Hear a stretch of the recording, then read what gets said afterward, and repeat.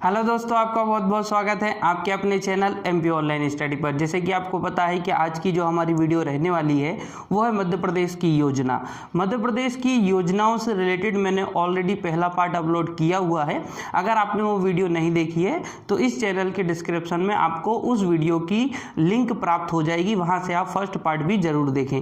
ये हमारा मध्य प्रदेश की योजनाओं से रिलेटेड सेकेंड पार्ट रहने वाला है, जिसके अंतर्गत मध्य प्रदेश की कुछ इंपॉर्टेंट योजनाओं पर डिस्कशन करने वाले हैं। उसी के साथ मध्य प्रदेश की जो नवीनतम योजनाएं हैं उस पर भी आज का हमारा डिस्कशन होने वाला है। सबसे पहले तो अगर आप देखेंगे तो मध्य प्रदेश में योजनाओं से रिलेटेड कई फैक्ट ऐसे हैं, इंपॉर्टेंट फैक्ट और इंपॉर्टेंट प्रश्न जो पूछ लिए जाते हैं, इसलिए फर्स्ट वीडियो भी इंपॉर्टेंट है आपकी और सेकेंड पार्ट भी इंपॉर्टेंट है, क्योंकि सेकेंड पार्ट में आपको देखने को मिलेगी नवीनतम 2020 की नवीनतम योजनाएं, तो उस पर भी आज हमारा फोकस रहने वाला है। तो स्टार्ट करते हैं आज की हमारी वीडियो। सबसे पहले हम बात करते हैं डॉक्टर एपीजे अब्दुल कलाम मेधावी छात्र योजना।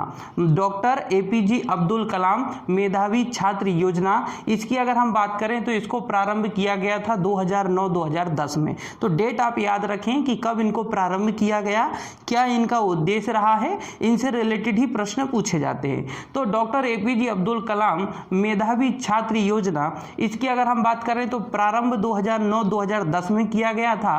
ये सामान्य तौर पर जो सामान्य वर्ग के छात्र होते हैं उनको शिक्षा में प्रोत्साहन करने के लिए, शिक्षा में बढ़ाने के लिए, शिक्षा में उनको जो है उत्सुकता बढ़ाने के लिए स्कॉलरशिप दी जाती है। तो यहाँ पर आपको याद रखना है कि सामान्य वर्ग से संबंधित है, सामान्य वर्ग के छात्रों को शिक्षा में प्रोत्साहन दिया जाता है और उसके तहत इनको स्कॉलरशिप दी जाती है। तो दो तीन बातें याद रखना। पहली बात तो डॉक्टर एपीजे अब्दुल कलाम मेधावी छात्र योजना एमपी से संबंधित है, पहला पॉइंट आपको ये याद रखना है। दूसरा, इसको प्रारंभ 2009 और 2010 में किया गया था। उसके बाद याद रखें सामान्य वर्ग के छात्रों के लिए यहाँ पर शिक्षा में आप देखेंगे तो स्कॉलरशिप प्राप्त होती है। इसके बाद हम बात करते हैं डॉक्टर श्यामा प्रसाद मुखर्जी छात्रवृत्ति योजना। नाम है डॉक्टर श्यामा प्रसाद मुखर्जी छात्रवृत्ति योजना। इसकी अगर हम बात करें तो 21 सितंबर 2010 में इसको भी प्रारंभ किया गया था। तो 21 सितंबर 2010 ये डेट याद रखें ताकि आपको डॉक्टर श्यामा प्रसाद मुखर्जी छात्रवृत्ति योजना के बारे में जानकारी कब मिलती है, 21 सितंबर 2010। तो इसको प्रारंभ किया गया था। उद्देश्य की अगर हम बात करें तो सामान्य तौर पर इसका भी उद्देश्य क्या है, शिक्षा में उत्सुकता बढ़ाने के लिए, शिक्षा के क्षेत्र में प्रोत्साहन बढ़ाने के लिए यहाँ पर स्कॉलरशिप दी जाती है और ये कक्षा 10वीं में दी जाती है, कक्षा 12वीं के छात्रों को यहाँ पर स्कॉलरशिप दी जाती है। अगर कक्षा 12वीं का कोई विद्यार्थी जो है कक्षा 10वीं के रिजल्ट में 80% लाता है तो उसको यहाँ पर स्कॉलरशिप मिलती है, लेकिन उसमें एक कंडीशन भी रखी गई है, पिता की आय 3 लाख रुपए से कम होनी चाहिए। अगर पिता की आय 3 लाख रुपए से कम होगी तब जाकर आप डॉक्टर श्यामा प्रसाद मुखर्जी छात्रवृत्ति योजना का लाभ उठा सकते हैं। तो याद रखना 21 सितंबर 2010 को इसको प्रारंभ किया गया था। दूसरी बात याद रखना, छात्रों के लिए प्रोत्साहन बढ़ाने के लिए स्कॉलरशिप दी जाती है। ये स्कॉलरशिप आपको तभी मिल सकती है जब आप कक्षा 12वीं में 80% लाएं और आपके पिता की आय 3 लाख रुपए से कम होनी चाहिए। तो 2-3 कंडीशन है, याद रखना है आपको। इसके बाद आती है आपकी मुख्यमंत्री स्वरोजगार केश शिल्पी योजना। नाम है मुख्यमंत्री स्वरोजगार केश शिल्पी योजना। जैसे कि इसको प्रारंभ किया गया था 2013 में। खासतौर पे अगर आप देखेंगे तो स्वरोजगार को स्थापित करने के लिए यहाँ पर आर्थिक सहायता दी जाती है, बैंकों के द्वारा लोन दिया जाता है और उसके तहत इस योजना को प्रारंभ किया गया था। आपको 2-3 फैक्ट याद रखना है कि मुख्यमंत्री स्वराज केश शिल्पी योजना मध्य प्रदेश की योजना है। प्रारंभ इसको 2013 में किया गया था और यहाँ पर जो है आर्थिक सहायता दी जाती है स्वरोजगार स्थापित करने के लिए। फिर उसके बाद करते हैं हम अटल बिहारी बाल आरोग्य एवं पोषण योजना। नाम से जैसे कि आपको जानकारी प्राप्त हो रही है, अटल बिहारी वाजपेयी आरोग्य एवं पोषण योजना, मतलब यहाँ पर बच्चों के लिए जो है रोग से मुक्ति और पोषण के लिए जो है यहाँ पर देखभाल की जाती है। जैसे कि अगर आप देखेंगे बच्चों में कई प्रकार से स्थिति बीमारियां हमको देखने को मिलती है, छोटे बच्चों में कुपोषण की स्थिति देखने को मिलती है। तो ऐसी स्थिति से बचने के लिए और ऐसी गंभीर समस्याओं से बचने के लिए यहाँ पर आर्थिक सहायता की जाती है। लगभग सभी योजनाओं का उद्देश्य क्या होता है, आर्थिक सहायता देना इनका उद्देश्य होता है। तो यहाँ पर अटल बिहारी बाल आरोग्य एवं पोषण योजना की अगर हम बात करें तो बच्चों की कुपोषण की गंभीर समस्या का सामना करने के लिए आर्थिक सहायता दी जाती है। तो ये चीज आपको याद रखना है। अटल बिहारी बाल आरोग्य एवं पोषण योजना मध्य प्रदेश की योजना है। फिर आती है वन स्टॉप सेंटर सखी योजना। वन स्टॉप सेंटर सखी योजना, इसका उद्देश्य जो रहा है खासतौर पे ये महिलाओं से संबंधित है। तो विशेष तौर पे इसमें केवल आपको यही याद रखना है कि वन स्टॉप सेंटर सखी योजना जो है वो महिलाओं से संबंधित है। फिर बात करते हैं अगर किसी भी प्रकार की हिंसा कि अगर हम बात करें तो वो महिलाओं के द्वारा की जाती है, तो ऐसी महिलाओं को एक ही छत के नीचे रखकर उनको सारी सुविधाएं उपलब्ध कराई जाती हैं, चाहे वो आर्थिक हो चाहे सामाजिक हो, किसी भी प्रकार की हो, तो सारी सुविधाओं को उपलब्ध करवाया जाता है। खास तौर पे वन स्टॉप सेंटर सखी योजना का उद्देश्य रहा है ऐसी महिलाएं जो किसी भी प्रकार की हिंसा से पीड़ित है उनको एक ही सेंटर में एक ही छत के नीचे रखना और उनको सारी सुविधाएं उपलब्ध करवाना, ये जो है राज्य सरकार का जो मोटो रहा है इस योजना के तहत। वन स्टॉप सेंटर सखी योजना मध्य प्रदेश की योजना है, याद रखना है।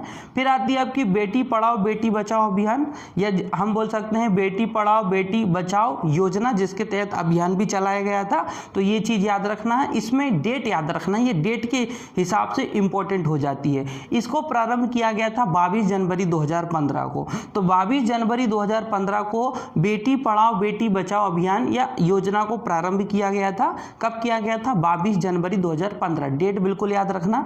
लाभ की अगर हम बात करें तो भारत सरकार द्वारा अगर देखोगे तो मध्य प्रदेश के कुछ जिले हैं, जैसे कि हम बात करें ग्वालियर, दतिया, मुरैना और यहाँ लिखा हुआ है भिंड, 4 जिलों में इनको प्रारंभ किया गया था। लेकिन उसके बाद 2016 में रीवा और टीकमगढ़ में भी इस योजना को प्रारंभ कर दिया गया है। तो याद रखना 22 जनवरी 2015 को बेटी पढ़ाओ बेटी बचाओ योजना को प्रारंभ किया गया था। ग्वालियर, दतिया, मुरैना और भिंड जिले में पहले इसको प्रारंभ कर दिया गया था, बाद में 2016 में रीवा और टीकमगढ़ में भी इसको प्रारंभ कर दिया है। तो ये योजना आपको याद रखना है, खासतौर पर डेट याद रखिए इसकी। फिर आती है आपकी टांट्या भील स्वरोजगार योजना। टांट्या भील स्वरोजगार योजना, टांट्या भील जैसे कि आपको पता है कि ये भील जनजाति से संबंध रखते हैं, टांट्या भील की बात हो रही है यहाँ पर। और इनको प्रारंभ कब किया गया था? 24 जनवरी 2014 को इस योजना को प्रारंभ किया गया था। 24 जनवरी 2014 को प्रारंभ किया गया था।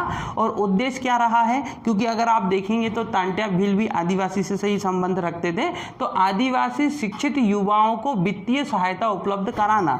इस योजना के अंतर्गत ऐसे आदिवासी जो शिक्षित हैं, जिनके पास रोजगार नहीं है, ऐसे युवाओं को लोन उपलब्ध कराना, बैंकों के माध्यम से वित्तीय सहायता उपलब्ध कराना, इस योजना का प्रमुख मोटो रहा है। फिर अगर हम बात करें लाभ के अंतर्गत, तो स्वरोजगार के लिए बैंकों से या तो 50,000 से लेकर तो आपको 25 लाख तक का ऋण उपलब्ध कराया जा सकता है इस योजना के तहत। लेकिन कंडीशन टर्म यहाँ पर ये दी हुई है कि आदिवासी शिक्षित युवाओं को ही इस योजना के अंतर्गत जो है आप देखेंगे तो वित्तीय सहायता प्राप्त हो सकती है। पहली कंडीशन है आदिवासी शिक्षित युवा होना चाहिए, ठीक है। उसके बाद ही अगर आप देखेंगे तो इस योजना का लाभ उठा सकते हैं, जिसके तहत आपको बैंकों से 50,000 से लेकर तो 25 लाख तक का ऋण उपलब्ध करवाया जा सकता है।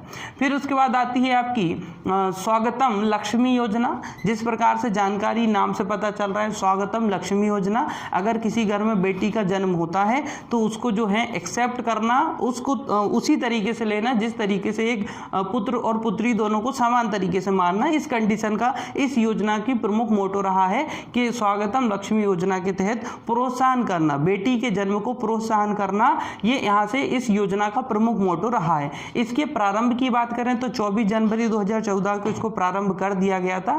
कब किया गया था? 24 जनवरी 2014। 24 जनवरी 2014 ये डेट है आपकी स्वागतम लक्ष्मी योजना की। और 24 जनवरी 2014 ही आपकी टांट्या भील स्वरोजगार योजना की, दोनों की डेट यहाँ पर सेम है। तो याद रखना ये देश में कन्या जन्म के प्रति सकारात्मक सोच विकसित करना।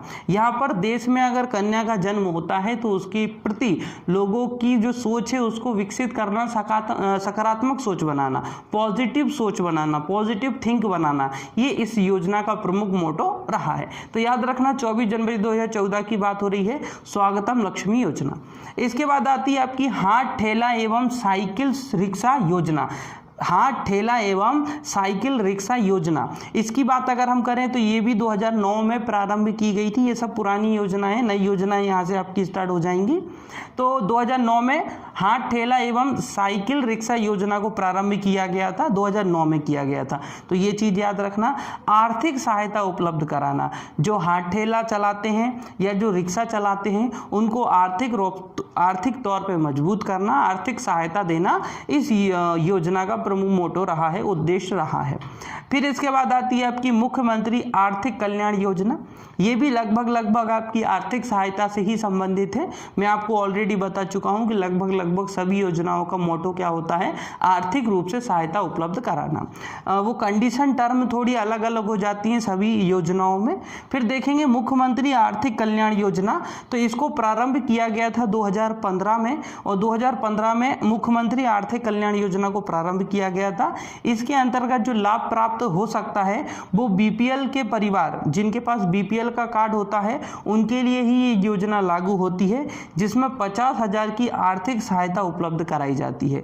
50,000 रुपए की आर्थिक सहायता उपलब्ध कराई जाती है मुख्यमंत्री आर्थिक कल्याण योजना के तहत। इसको प्रारंभ किया गया था 2015 में। फिर इसके बाद की जो जितनी भी योजना है वो नवीनतम योजना है, 2020 की योजना है। फोकस देना है क्योंकि करंट में अगर आप देखोगे तो योजनाओं से रिलेटेड कई प्रश्न पूछे गए हैं और कई प्रश्न पूछे भी जाएंगे। तो सबसे पहले मैं बात करता हूं रोजगार सेतु योजना।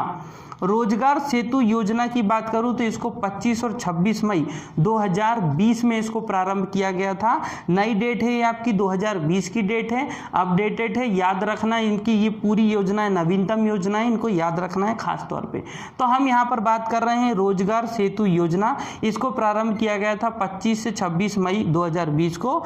यहाँ पर अगर आप देखेंगे इसका उद्देश्य क्या रहा है कि जो श्रमिक रहे हैं, अगर आप देखोगे तो कोरोना वायरस के कारण लगातार बहुत श्रमिक ऐसे रहे जिनके रोजगार जो है छूट गए, तो उनको नए नए रोजगार उपलब्ध कराना, उनकी स्किल को डेवलप करना, इस रोजगार सेतु योजना का प्रमुख मोटो रहा है।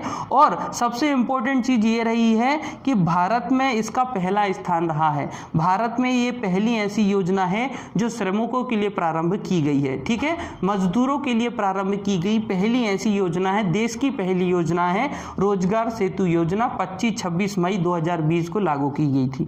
फिर आती है रोको टोको योजना। रोको टोको योजना नाम से ही पता चल रहा है मास्क लगाने से रिलेटेड है। मास्क अगर कोई नहीं लगाता है तो उसको रोकना है और उसको टोकना है। ये इस मोटो का, इस योजना का प्रमुख मोटो रहा है, उद्देश्य रहा है। तो अगर आप देखेंगे इसको प्रारंभ किया गया था जुलाई 2020 में।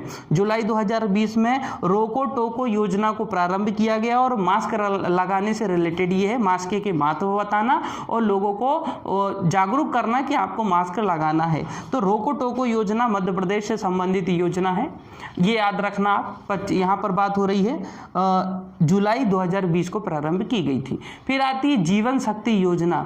जीवन शक्ति योजना से रिलेटेड जेल प्रहरी में प्रश्न पूछे गए हैं, तो ये खास तौर पे आपको याद रखना है। जीवन शक्ति योजना, इसको प्रारंभ किया गया था 25 मई 2020 को।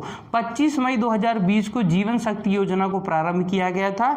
यहाँ पर क्या किया गया था कि महिलाओं को रोजगार दिया गया था, घर पे महिलाओं को मास्क बनाने के लिए प्रोत्साहित किया गया था और सरकार द्वारा उन महिलाओं द्वारा बनाए गए मास्कों को खरीदा जाएगा। जिले स्तर पर मास्कों को खरीदा जाता था और प्रति मास्क 12 रुपए से खरीदा जाता था। तो ये याद रखना कि ये अच्छी एक योजना थी जिसके अंतर्गत जिस समय सब घर में बैठे हुए थे उस समय जो है महिलाएं घर में जो है मास्क बना सकती हैं और जिला स्तर पर सरकार उनसे मास्क खरीदेगी और प्रति मास्क 12 रुपए का खरीदा जाएगा। तो ये आपको याद रखना है। 25 मई 2020 को प्रारंभ की गई थी। उद्देश्य क्या रहा था इसका? महिलाओं द्वारा मास्क बनवाकर सरकार द्वारा जिले स्तर पर खरीदा जाएगा और प्रत्येक मास्क की कीमत मैं बता चुका हूं 12 रुपए रहेगी। तो जीवन शक्ति योजना मास्क से रिलेटेड है, महिलाओं से संबंधित है। महिला जो मास्क बनाएंगी उनको सरकार द्वारा खरीदा जाएगा। तो याद रखना जीवन शक्ति योजना की बात हो रही है, मध्य प्रदेश की योजना है। फिर आती है इंतजार आपका सोशल मीडिया योजना। इंतजार आपका सोशल मीडिया योजना, जैसे कि आप देखेंगे इंतजार आपका सोशल मीडिया, तो पहली बात तो ये है कि ये पर्यटन से संबंधित है। पर्यटन विभाग द्वारा इस योजना को प्रारंभ किया गया था। पर्यटन मतलब ऐसे पर्यटन क्षेत्र जहां हम घूमने के लिए जाते हैं, टूरिज्म बोर्ड की बात हो रही है यहाँ पर। मतलब लोगों को प्रोत्साहित करना, लोगों को प्रोत्साहन देना कि आप पर्यटन देखने के लिए आइए, नई नई चीज़ों को देखने के लिए आइए, लोगों को उसके प्रति प्रोत्साहन करना। सोशल मीडिया पर इसको लॉन्च किया गया था इस योजना को। मतलब ये योजना प्रारंभ तो हुई थी परंतु इसको सोशल मीडिया के माध्यम से जो है प्रारंभ किया गया था। तो ये इंपॉर्टेंट चीज़ है कि जो इंतजार आपका सोशल मीडिया योजना, इसको सोशल मीडिया पे ही लॉन्च किया गया था। तो इंतजार आपका, कभी कभी अगर डायरेक्टली पूछ लिया जाएगा इंतजार आपका योजना कहाँ प्रारंभ की गई थी, तो इसको सोशल मीडिया पर प्रारंभ किया गया था। इसको जो है 5 जुलाई 2020 को प्रारंभ किया गया था। और उद्देश्य की बात करें तो मध्य प्रदेश पर्यटन बोर्ड द्वारा पर्यटकों को आकर्षित करना, पर्यटकों को आकर्षित करना पर्यटन की ओर, ये याद रखना। फिर है प्रधानमंत्री स्वनिधि योजना। प्रधानमंत्री स्वनिधि योजना की बात करें तो ये मध्य प्रदेश की बहुत अच्छी योजना रही है। हालांकि ये सेंटर की योजना रही है लेकिन मध्य प्रदेश सरकार ने इसमें अच्छा कार्य किया है। प्रथम स्थान पर रही है ये। रेहड़ी पटरी दुकानदारों को 10,000 की धनराशि ब्याज रहित उपलब्ध कराना। जैसे कि आपने भी देखा होगा कि अभी कोरोना काल के बाद यहाँ पर एक योजना आई थी जिसमें 10,000 रुपये दिए जा रहे थे। जो नॉर्मली सड़कों के किनारे जो दुकान लगाते हैं, हाथ ठेले वाले होते हैं, दुकान वाले होते हैं, जिनकी आय बहुत कम होती है, उनको 10,000 रुपये उपलब्ध कराना, वो भी बिना ब्याज के, ठीक है, ताकि वो अपना रोजगार को और स्तर बढ़ा सके, अपने रोजगार का स्तर बढ़ा सके। इसके लिए 10,000 रुपये यहाँ पर लोन के तौर पे दिए जा रहे थे और उसमें किसी भी प्रकार का कोई ब्याज नहीं लिया जाएगा क्योंकि ब्याज केंद्र सरकार भरेगी और राज्य सरकार भरेगी। तो यहाँ पर यही लिखा हुआ है आपका, रेहड़ी पटरी दुकानदारों को 10,000 रुपये की धनराशि प्रधानमंत्री स्वनिधि योजना के तहत दिए जाएंगे।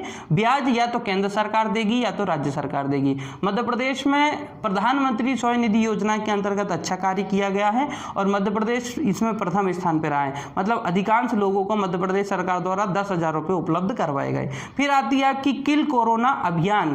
किल कोरोना अभियान, कोरोना से रिलेटेड जितनी भी योजनाएं चाहे वो सेंटर की हो या एमपी की हो, आपको याद रखना है। किल कोरोना योजना, इसको प्रारंभ किया गया था 1 जुलाई 2020 को और इसका प्रमुख उद्देश्य क्या रहा है? डोर टू डोर सर्वेक्षण। मध्य प्रदेश सरकार द्वारा किल कोरोना अभियान को प्रारंभ किया गया था। इंपॉर्टेंट फैक्ट है, याद रखना। इसके अंतर्गत डोर टू डोर सर्वेक्षण किया जाएगा, कोरोना की जांच की जाएगी। अगर कोरोना पॉजिटिव कोई मिलता है तो उसकी निःशुल्क इलाज किया जाएगा और अगर व्यक्ति किसी दूसरे रोग से भी पीड़ित है तब भी उसका इलाज किया जाएगा। लेकिन ये अभियान केवल 15 दिन के लिए ही चलाया गया था। तो ये विशेष तौर पर याद रखना, किल कोरोना अभियान मध्य प्रदेश सरकार द्वारा 1 जुलाई 2020 को प्रारंभ किया गया था। डोर टू डोर सर्वेक्षण इसमें किया गया था लेकिन यह सर्वेक्षण केवल 15 दिन तक चला था। फिर आता है निष्ठा विद्युत मित्र योजना। निष्ठा विद्युत मित्र योजना, निष्ठा विद्युत मित्र योजना जैसे कि बिजली विभाग द्वारा संबंधित है, विद्युत की बात हो रही है, इलेक्ट्रिसिटी की बात हो रही है, तो निष्ठा विद्युत वितरण कंपनी द्वारा इसको प्रारंभ किया गया था। जैसे कि आप देखोगे तो निष्ठा विद्युत मित्र योजना मध्य प्रदेश की योजना है। 10 जून 2020 को प्रारंभ की गई थी, 10 जून 2020 को प्रारंभ की गई थी और मध्य विद्युत वितरण कंपनी लिमिटेड द्वारा इसको प्रारंभ किया गया था। मध्य प्रदेश में विद्युत वितरण कंपनी 3 है।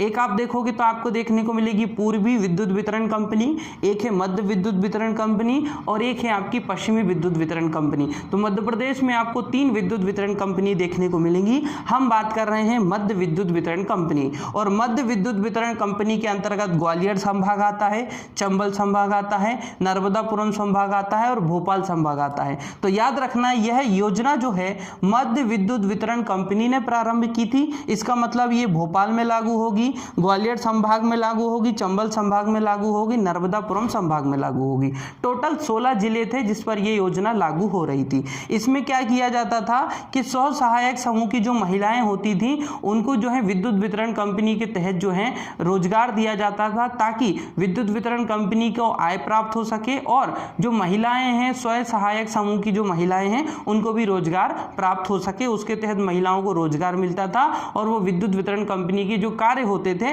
वो उनको संचालित करती थी। तो याद रखना ये कि निष्ठा विद्युत मित्र योजना मध्य प्रदेश की योजना है। खासतौर पे स्वयं सहायक समूह महिलाएं जो हैं उनको इसके तहत लाभ प्राप्त हुआ है और 10 जून 2020 को स्टार्ट की गई थी।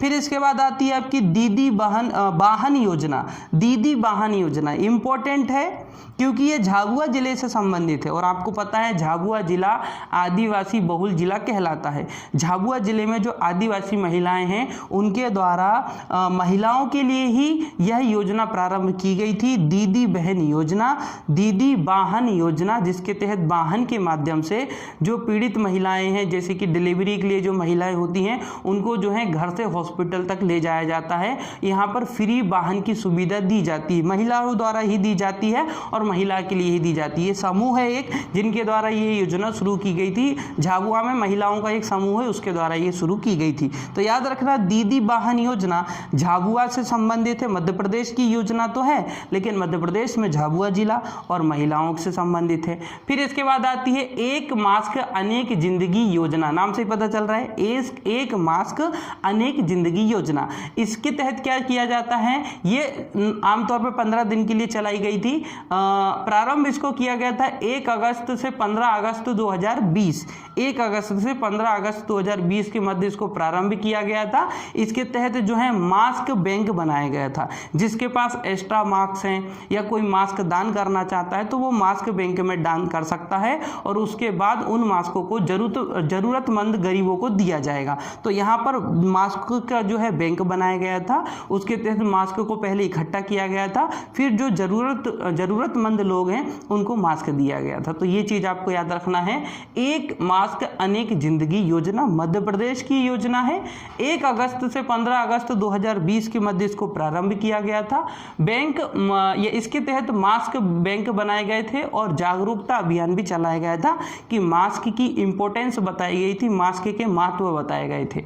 फिर थैंक्स मॉम अभियान, थैंक्स मॉम अभियान मध्य प्रदेश का अभियान है, वृक्षारोपण से संबंधित है और ये विश्व पर्यावरण दिवस के दिन, विश्व पर्यावरण दिवस इसके दिन इसको प्रारंभ किया गया था। तो थैंक्स मॉम अभियान की बात करें तो इसको प्रारंभ किया गया था विश्व पर्यावरण दिवस के दिन।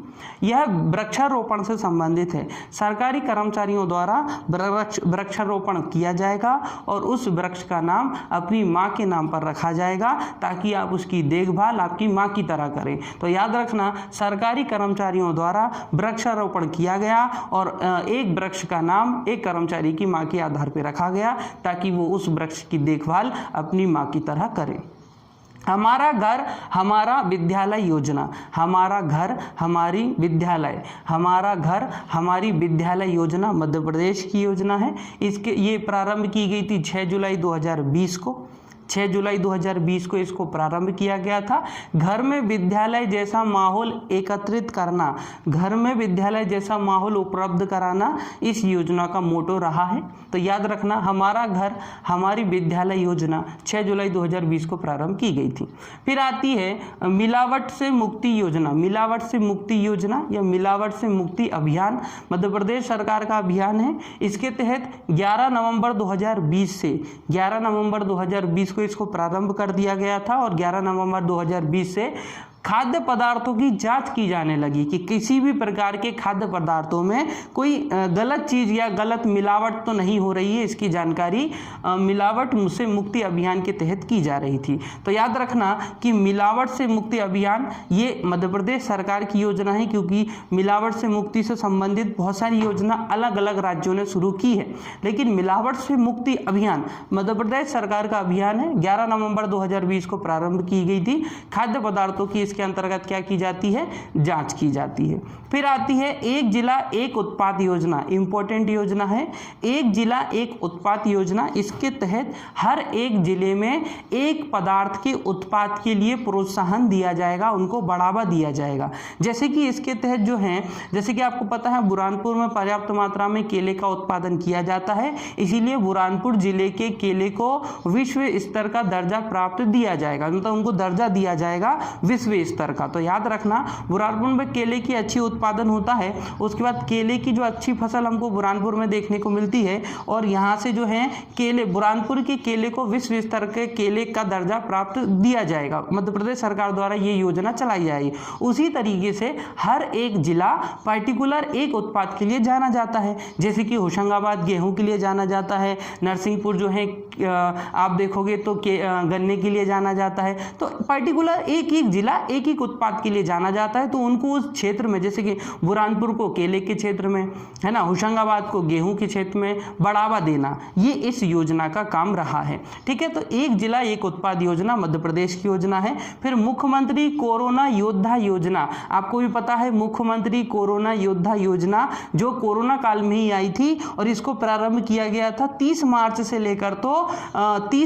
लेकर 30 मई तक, 2 महीने के लिए। 30 मार्च से 30 मई तक 2020 की बात हो रही है, जिस समय कोरोना काल चल रहा था उसी समय की बात हो रही है। मुख्यमंत्री कोरोना योद्धा योजना मध्य प्रदेश की योजना है। 30 मार्च से 30 मई तक, 30 मार्च से 30 मई 2020 में इसको प्रारंभ किया गया था। और जो सरकारी कर्मचारी हैं जो कोरोना काल में अपनी ड्यूटी दे रहे हैं, उनकी अगर मृत्यु हो जाती है तो उनको 50 लाख रुपए दिए जाएंगे। ये इस योजना का मोटो उद्देश्य रहा है कि जो सरकारी कर्मचारी हैं अगर उनकी मृत्यु कोरोना काल के तहत हो जाती है और 30 मार्च से लेकर 30 मई के अंदर होती है तो उनको जो है 50 लाख रुपए दिए जाएंगे। ठीक है, तो ये योजना याद रखना, मध्य प्रदेश कोरोना योद्धा योजना। फिर आती है जय किसान ऋण माफी योजना। जय किसान ऋण माफी योजना ये किसानों से संबंधित है, किसानों का जो ऋण है उसको माफ करने से रिलेटेड है। तो प्रारंभ की गई थी ये 22 फरवरी 2019 को, 2019 की योजना है। 22 फरवरी 2019 को इस योजना को प्रारंभ किया गया था और इसके तहत जो है 10,123 करोड़ का ऋण माफ किया जाएगा। 10,123 करोड़ का ऋण माफ किया जाएगा इस योजना के तहत। तो याद रखना किसानों से संबंधित है, किसानों के ऋण माफ से संबंधित है और 22 फरवरी 2019 को इसको प्रारंभ किया गया था। तो जितनी भी योजनाएं हैं सारी योजनाएं इंपॉर्टेंट हैं, चाहे एक जिला एक उत्पाद योजना हो, चाहे आपकी निष्ठा विद्युत वितरण योजना हो, किल कोरोना अभियान हो, मिलावट से मुक्ति अभियान हो, हमारा घर हमारी विद्यालय योजना हो, सारी मध्य प्रदेश की योजना है, सारी इंपॉर्टेंट योजना है। कुछ 2020 की योजना है, कुछ 10 की भी है, 9 की भी है। ऑलरेडी जो फर्स्ट वीडियो है उसमें 5, 6, 7, 8 सभी सन की योजनाएं हम ऑलरेडी पढ़ चुके हैं। दोनों वीडियो को कंप्लीटली आप देखें ताकि योजनाओं से रिलेटेड कोई भी फैक्ट आपका छूटे ना। तो इसी के साथ आज की वीडियो हमारी समाप्त होती है। अगर आज की वीडियो आपको पसंद आए तो वीडियो को लाइक करें, हमारे चैनल को सब्सक्राइब करें। अगर आपने चैनल ऑलरेडी सब्सक्राइब किया हुआ है तो बेल आइकन जरूर प्रेस करें ताकि आने वाली सारी वीडियो का नोटिफिकेशन आपको प्राप्त हो सके। ओके दोस्तों, thank you, thanks for watching.